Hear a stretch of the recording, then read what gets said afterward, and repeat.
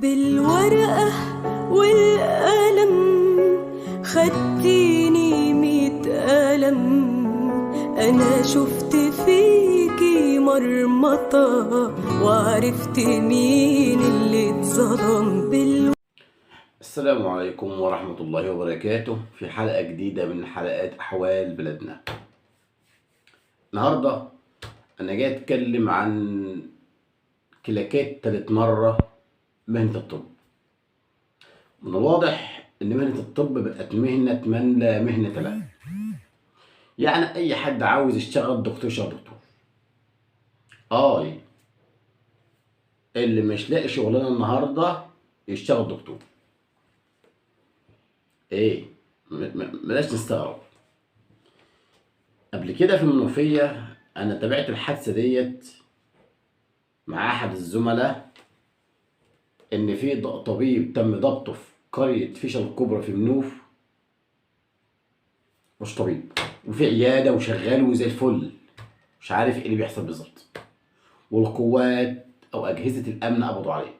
حاجة حلوة على الآخر. يعني أنت عايز تشتغل طبيب اشتغل.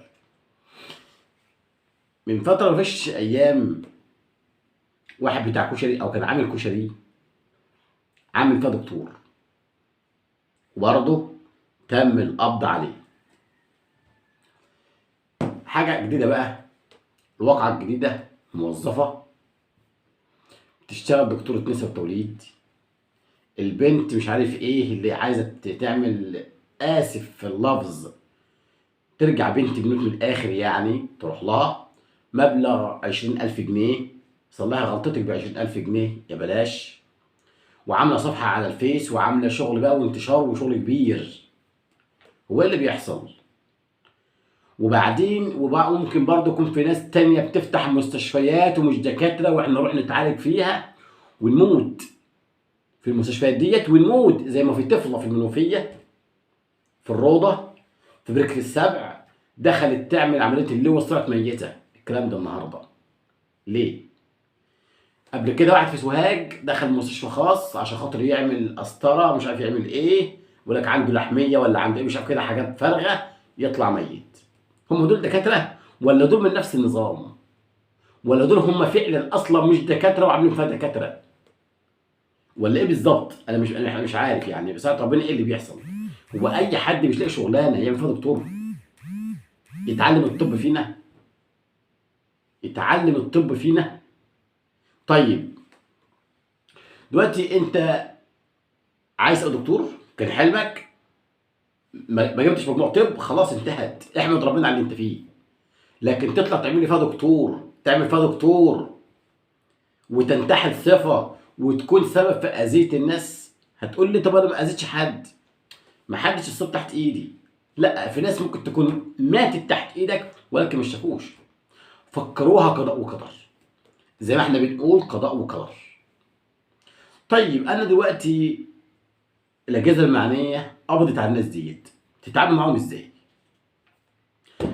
قضيه بقى تبقى نصب واحتيال؟ انا عن نفسي لا والله، يعني معلش خدوا رايي، قلت نصب واحتيال لا.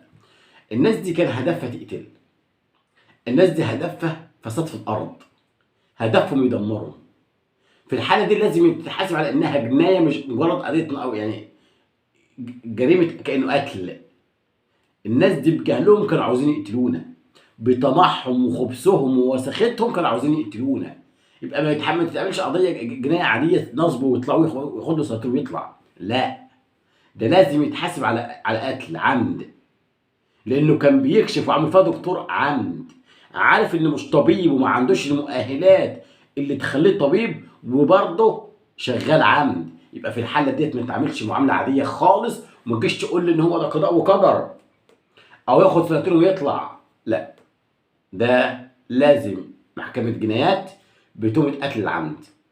وبناء عليه لو الناس دي عرفت ان في عقاب رادع رقبته هتطير، مش هيجرى الا من الطب. اللي ما فهمش فيها ما يتدخلش فيها. اشتغل سباك، اشتغل نجار، كهربائي، يجي لك صاعق كهرباء ياخدك ويغور في داهيه وتريحنا. انما تشتغل دكتور وانت ما انتش دكتور تكون سبب في موت الناس واذيتهم، لا.